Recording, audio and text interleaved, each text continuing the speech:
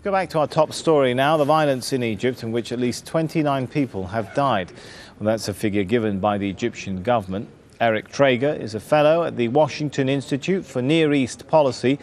He's a specialist on Egypt. Joins me now from Washington, D.C. Good to have you with us. Now, this is supposed to be a day commemorating the overthrow of a military-backed dictator, Hosni Mubarak, and it looks like the lesson from today is that this is a country divided rather than united.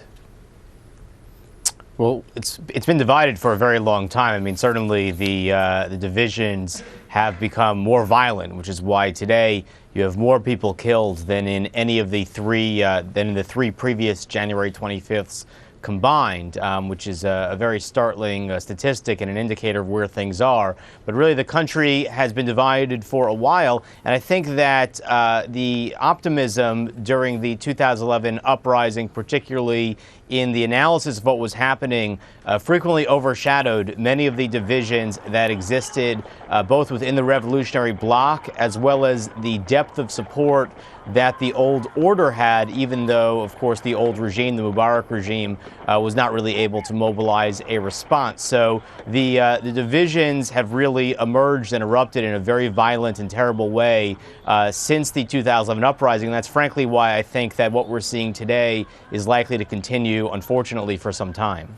What happened to the principles and values of a civil government, of human rights, when you have reports by eyewitnesses saying, once again, security forces can sit atop a roof, shoot people, unarmed civilian protesters to death, and it seems for the other half of the Egyptian street, they seem to be calling for the execution of anyone who has a different political view.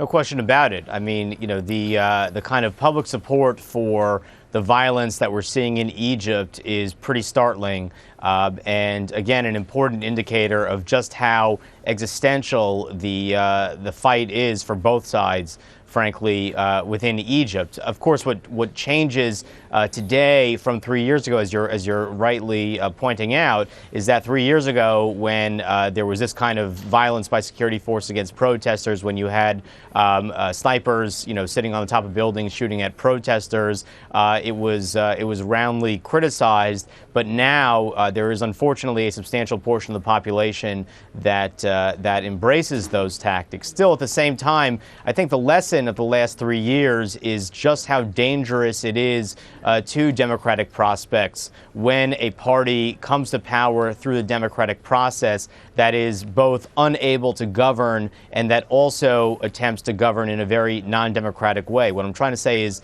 the Brotherhood's rule of the country, in the year prior to the coup, I think really discredited the democratic process for many Egyptians, and kind of rectifying that is the real challenge moving forward. What about the international community? I mean, have people in the international community just got to a point where they're okay, that this is the way business is done in Egypt? I mean, we're not seeing an outpouring of concern or condemnation about the loss of civilian life, are we?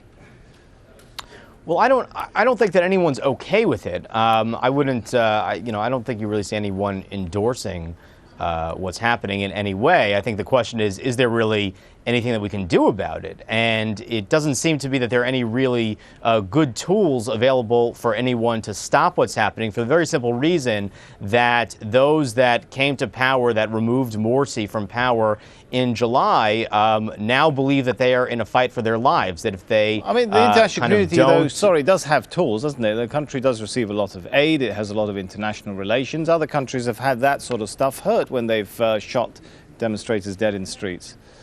I mean, look, I'm certainly of the opinion that the international community in Washington could be speaking out, in terms of the undemocratic practices of the current government, especially the arrests of journalists, activists, and American most recently. But I don't, for example, think that military aid would really change the generals' equation here, because for the generals, the fear is that if they don't confront the Brotherhood would return to power and kill them, which just gets to my point point that this is an existential struggle for both the Brotherhood and the military, and it's very hard to influence somebody when they believe that the cost of not doing what they're doing may be their own death. And I want to make it very clear, I am not in any way endorsing that. I just think it's very important to understand just how kill or be killed the ugly dynamics are. All right, ugly dynamics they are. Eric Trager, thanks so much.